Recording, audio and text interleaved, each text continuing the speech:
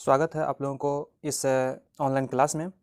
तो आज हम चर्चा करने वाले हैं कि चाहे सीटेट हो, एस्टेट हो, रीट हो, यूपी टेट हो, हर किसी एग्ज़ाम के लिए जो मैथ का पेडागोजी है उनके विषय वस्तु और उसके अंतर्गत हम लोग क्या क्या चीज़ को पढ़ें तो ये कोई भी एग्ज़ाम में हम लोग क्वेश्चन को बहुत ही आसानी से बना पाएंगे। इसके लिए हम लोग को आज ध्यान देना है कि सबसे पहली बात हम लोग को सिर्फ पढ़ने से नहीं, क्या पढ़ना है इस पर एक विशेष फोकस होनी चाहिए, तो ही हम लोग एग्ज़ाम को बहुत ही अच्छे तरीक़ा से और अच्छा स्कोर से हम लोग क्वालिफाई कर पाएंगे। तो हम लोग को सबसे पहली बात ये जानना होगा कि मैथ पेडागोजी में हम लोग मैथ में किन किन चैप्टरों को पढ़ें ताकि क्वेश्चन कहीं स्किप नहीं हो पाएगा। तो सबसे पहली बात आज हम चर्चा करेंगे कि मैथ में टोटल 12 चैप्टर की, और इन 12 चैप्टर को अगर हम लोग अच्छा से समझ लेते हैं, अच्छा से पढ़ लेते हैं, तो सीटेट, यूपी टेट या रीट या स्टेट के कोई भी मतलब पेडागोजी और इस किसी भी एग्ज़ाम में हम लोग बहुत ही आसानी से बना पाएंगे। तो उसके लिए हम लोग को ध्यान देना होगा कि मैथ में हम लोग कौन कौन सा चैप्टर को पढ़ें ताकि हम लोग क्वेश्चन को आसानी से बना पाएंगे। तो इसी के विषय वस्तु से संबंधित आज हम वीडियो लेके आए हैं। तो आप लोग देखिए कि मैथ में हम लोग कौन कौन सा चैप्टर को पढ़ें। तो मैथ पेडागोजी को सही तरीक़ा से बनाने के लिए हम लोग को सबसे पहले पढ़ना पड़ता है ये गणित शिक्षण की विधियाँ। ध्यान रखिएगा कि इसमें जितना भी चैप्टर है बारी बारी से हर चैप्टर के लिए, ये हर एक अध्याय के लिए हम वीडियो बनाएंगे। तो इसमें हम लोग बारी बारी से ये चर्चा करेंगे। सबसे पहले अभी आप विधि को और इनके विषय वस्तु को जान लीजिए। गणित शिक्षण की विधियाँ, यह एक गणित का चैप्टर है और गणित शिक्षण की विधियाँ को काफ़ी विस्तार से हम लोग को पढ़ना है।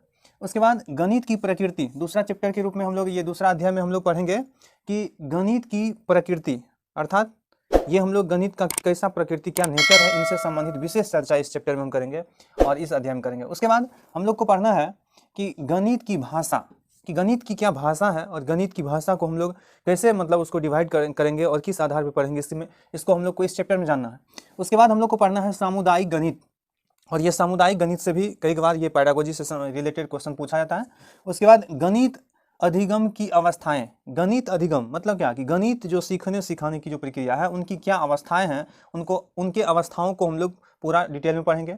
उसके बाद राष्ट्रीय पाठचर्या रूपरेखा NCF 2005। ध्यान रखिएगा कि इस राष्ट्रीय पाठचर्या रूपरेखा से ये क्वेश्चन नहीं पूछा जाए ऐसा कभी नहीं होता है। इससे 2-3 क्वेश्चन भी पूछा जाता है और प्रायः आप लोग देखेंगे क्वेश्चन बैंक को उल्टा करके, तो आप लोगों को राष्ट्रीय पाठचर्या रूपरेखा NCF 2005 से जरूर आप लोग को क्वेश्चन मिलेगा।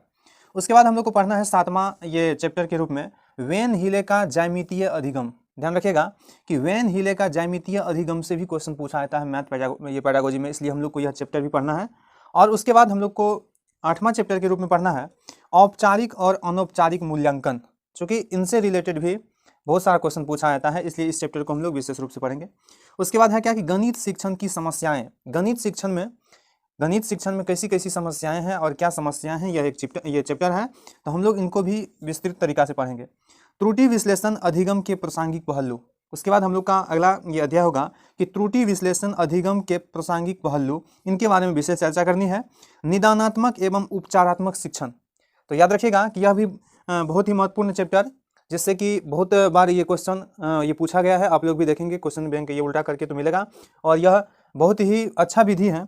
ये निदानात्मक और ये उपचारात्मक शिक्षण जो है इसको हम लोग पढ़ेंगे आगे डिटेल में। फिर उसके बाद हम लोग को पढ़ना है क्या कि गणित का पाठ्यक्रम में स्थान, मतलब क्या कि गणित का जो है पाठ्यक्रम में क्या स्थान है, इसको भी हम लोग ये चैप्टर के रूप में पढ़ेंगे।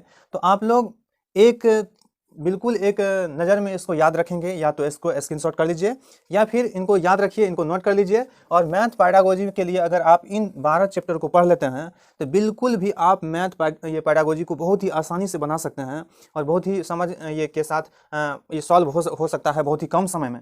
तो इसके लिए आप इन चैप्टरों को ध्यान में रखें, और हम बारी बारी से इन हर चैप्टर के लिए वीडियो बनाने वाले हैं और इन हर एक बात को समझाने वाले हैं।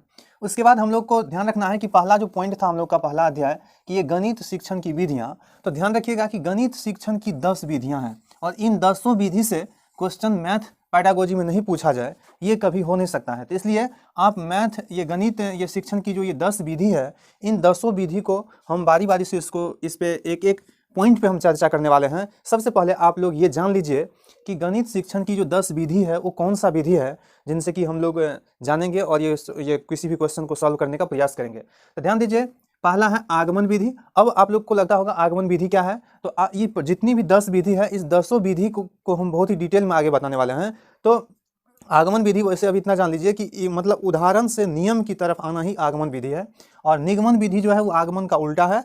मतलब निगमन अर्थात नियम, एक नियम से मतलब एक बड़े की ओर चलना, एक उदाहरण की ओर चलना ही निगमन विधि है। लेकिन हम बारी बारी से इससे संबंधित कैसा कैसा क्वेश्चन पूछा जाता है और इनका विशेष उदाहरण के साथ हम प्रत्येक विधि की चर्चा हम आगे की वीडियो में करेंगे। तो अभी सिर्फ पहले आप विधि को जान लीजिए और याद रखिए कि गणित की 10 विधि ऐसी कौन सी है, तो गणित शिक्षण की। तो आगमन विधि, निगमन विधि, और उसके बाद संश्लेषण विधि, विश्लेषण विधि, उसके बाद जो है प्रयोगशाला विधि, और छठा है ये समस्या समाधान विधि, सातवां है प्रयोजन विधि, आठवां है ये व्याख्यान विधि, नौवां है विचार विमर्श विधि, और 10वां है असंधान, मतलब ये असंधान विधि। तो याद रखिएगा कि गणित शिक्षण की ये 10 विधि, सबसे पहली बात मैथ पेडागोजी के लिए हम लोग को इन 12 चैप्टर को पढ़ना है, जिसमें पहला था कि गणित शिक्षण की विधि। और इस गणित शिक्षण की विधि को अगर हम लोग पढ़ेंगे तो ये गणित शिक्षण की विधि है 10।